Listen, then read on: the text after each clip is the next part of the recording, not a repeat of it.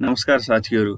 आजको भिडियोमा म कुनै पनि ल्यापटप, डेस्कटप वा कम्प्युटरमा ब्राउजर बिना नै कुनै पनि वेबसाइट कसरी खोल्न सकिन्छ भनेर सिकाउन गइरहेको छु। अन्तिमसम्म हेरेर साथ दिनु होला। यसको लागि हजुरले कमान्ड प्रम्प्ट युज गर्न सक्नुहुनेछ।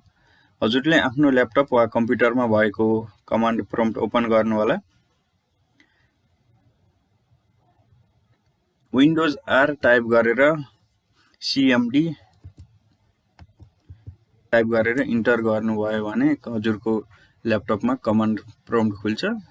त्यसो भएन भने लेफ्ट ह्यान्ड साइडको तलपट्टि रहेको सर्च बटनमा क्लिक गर्नु होला। सर्च बटनमा क्लिक गरिसकेपछि CMD टाइप गर्नुहोस्। CMD टाइप गरिसकेपछि माथि कमान्ड प्रम्प्ट देखिन्छ। त्यो कमान्ड प्रम्प्टमा टाइप गर्नु होला। टाइप गरिसकेपछि कमान्ड प्रम्प्टको यो इन्टरफेस खुल्छ। कमान्ड प्रम्प्टको यो इन्टरफेस खुलिसकेपछि हजुरले कुन वेबसाइट खोल्न चाहनु भएको हो त्यो वेबसाइट खोल्न सक्नुहुनेछ। जस्तै म अहिले युट्युब खोल्छु। युट्युब खोल्नको लागि पहिला स्टार्ट र त्यो वेबसाइटको लिंक हान्नुपर्ने हुन्छ।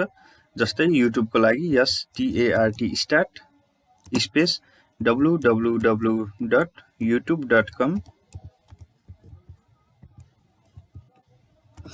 यसरी पुरा लिंक हान्नुपर्ने हुन्छ। जस्तै युट्युब छ भने www.youtube.com, फेसबुक छ भने www.facebook.com र मैले इन्टर दबाएँ। अब इन्टर दबाइसकेपछि देख्न सक्नुहुनेछ यहाँ मेरो युट्युब खुलेको छ। अलिकति नेट स्लो भएर पनि होला यसरी देखाइरहेको देख्न सक्नुहुन्छ। यहाँ मजाले मेरो युट्युब खुलेको छ। अब म हजुरहरुलाई टिकटक खोलेर देखाउँछु। त्यसको लागि स्टार्ट हान्नु होला। पहिला START स्टार्ट स्पेस www.tiktok.com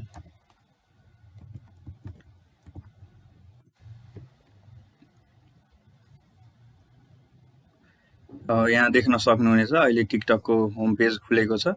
मेरो लगइन छैन त्यसैले यो पेज खुलेको छ। मेरो लगइन हुन्थ्यो भने सिधै लगइन पेज खुल्ने थियो। यहाँ देख्न सक्नुहुनेछ अहिले टिकटक खुलिसकेको छ।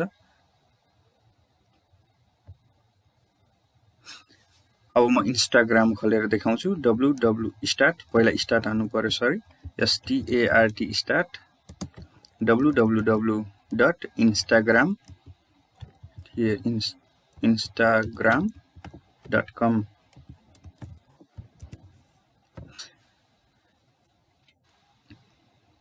देख्न सक्नुहुनेछ यहाँ इन्स्टाग्रामको होम पेज खुलेको छ, लगइन पेज।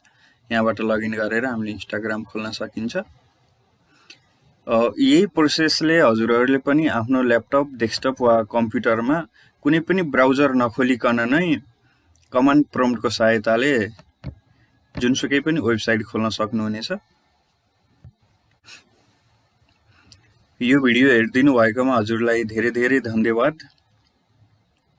यो भिडियो वा टेक्नोलोजी सम्बन्धी कुनै पनि समस्या वा जिज्ञासा छ भने तल कमेन्ट बक्समा गएर कमेन्ट गर्न सक्नुहुनेछ।